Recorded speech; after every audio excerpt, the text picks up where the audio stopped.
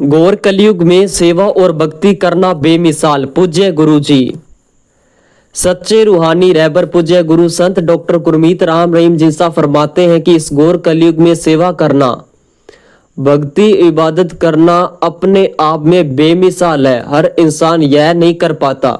कभी मन हावी हो जाता है तो कभी मन शांत होता है, तो कहीं न कहीं मनमते लोगों को की सोहबत हो जाती है और फिर से मन इंसान को दबा देता है।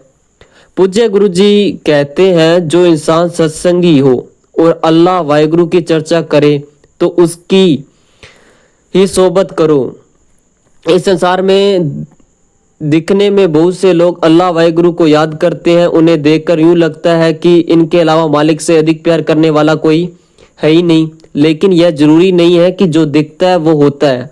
हाथी के दांत खाने के और वो दिखाने के और होते हैं। आज के युग में अधिकतर लोग अपना उल्लू सीधा करने में लगे हुए हैं, लोगों को बुद्धू बना देते हैं, धीरे धीरे बातों ही बातों में इंसान को गुमराह कर देते हैं। तो ऐसे लोगों से बचो, सेवा करो व सुमिरन करो।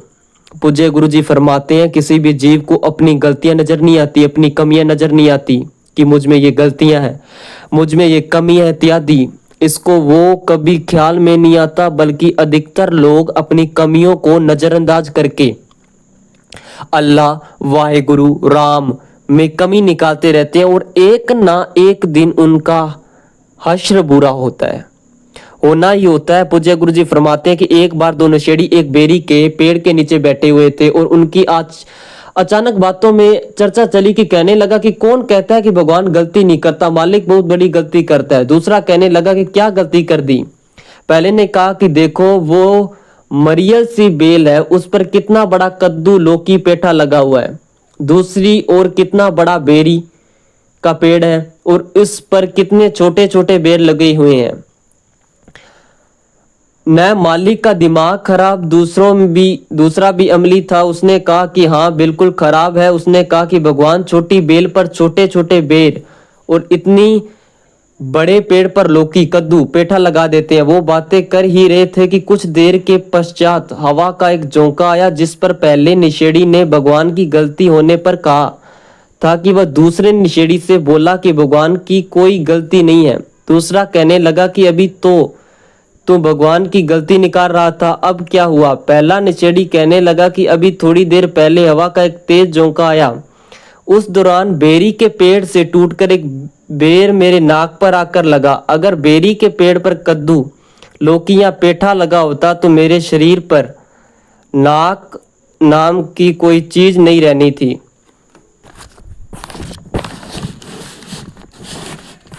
तो वो अल्लाह मालिक भगवान जो करता है वो सही करता है। इस पर दूसरा निषेड़ी व्यक्ति बोला कि बात तो मेरी सही है। पूज्य गुरु जी फरमाते हैं कि भाई इंसान अपनी कमियां नहीं निकालता। हमने बहुतों को देखा है कि उनको अपनी कमी नजर नहीं आती, वो केवल उस मालिक की बुराइयां करने में लगे रहता है।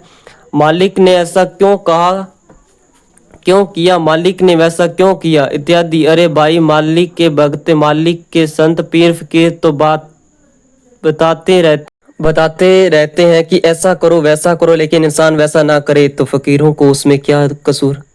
उनका काम तो सबको सच्ची शिक्षा देना व अल्लाह वाहिगुरु के रास्ते पर चलाना है। लेकिन अगर इंसान को उनके दिखाए रास्ते पर न चले, मनमते करता रहे, अपनी मनमर्जी करता रहे, तो आने वाले समय में दुख या परेशानियां आए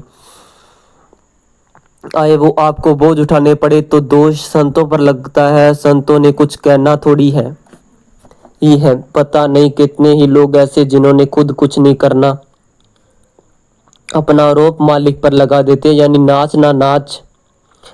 नाच ना जाने आंगन टेढ़ा। लोग अपनी आप में कोई सुधार करते नहीं, लेकिन उस अल्लाह वाहिगुरु संत पीर फकीर को दोष देते रहते हैं। तो इंसान कैसे भक्ति में अव्वल होगा, उस पर कैसे मालिक की कृपा होगी। इसलिए भाई अपने अंदर की कमियों को दूर निकालो, तभी आप मालिक की कृपा दृष्टि के काबिल बनोगे। वो तभी आप पर मालिक रहमो करम बरसेगा। धन धन सतगुरु तेरा धन धन सतगुरु तेरी आसरा।